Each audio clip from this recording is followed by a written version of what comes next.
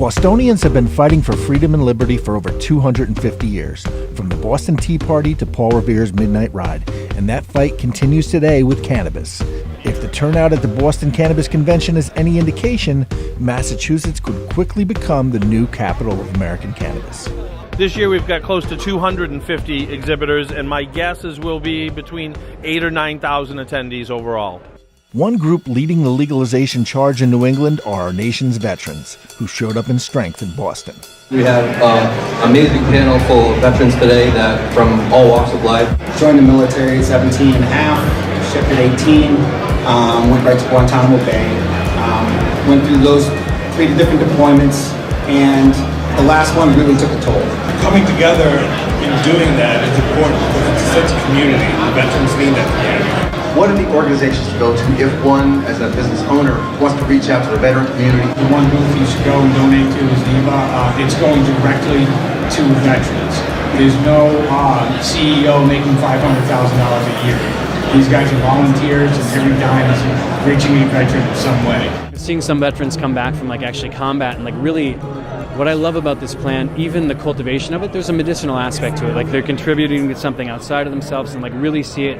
It's more than just what it does to us chemically. Our nation's heroes weren't alone. There were plenty of activists trying to make a difference in everyday people's lives, fighting to end the stigma for all citizens in Massachusetts. We help families who have to move to medical states so they can gain access to safe medicine for their children. We also help families who have ones incarcerated by the drug war for cannabis as well.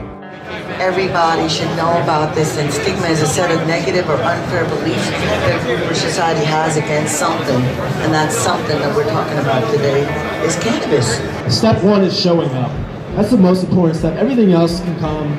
Just be present. If you hear of a town hall meeting or the local YMCA is doing something on cannabis, you hear the word marijuana and cannabis in your town, show up. As Mass continues to move in the right direction, many surrounding states have stalled and are losing out on billions of dollars in tourism and tax revenue. Unfortunately, Maine's going to lose out on some tourism from folks that don't want to be criminals and use marijuana, and they'll stop at Mass instead of Maine. Because it's legal in Massachusetts, the other states obviously are going to see the revenue that we're making, and they're going to jump on board. In Massachusetts, you still have the opportunity to be a local mom and pop shop, if you will, and earn a license in that state. And then of course there is some investment that's necessary, but I think that's out there. I think people are interested in investing in this state.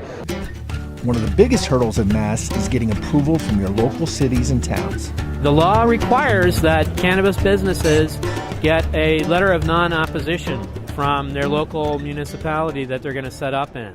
While Colorado has raked in hundreds of millions of dollars in tax revenue, building schools, roads, and feeding the homeless, many Massachusetts towns are opting out and will not allow cannabis businesses. But those towns will not see any cash from the state's cannabis program. Once they see the other towns, and the other towns are getting new schools and new roads and new bridges, they're gonna say, well, maybe we should get in the industry as well. Even with some resistance, Massachusetts is still poised to become the second largest cannabis market in the world, behind California. You're the first Amsterdam on the eastern seaboard. I think people like cannabis up here.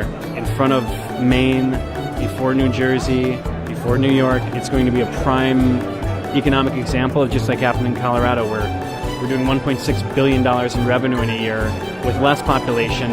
We fought the hard fight and we've won our great victory. And in July, marijuana is going to be allowed for retail sales.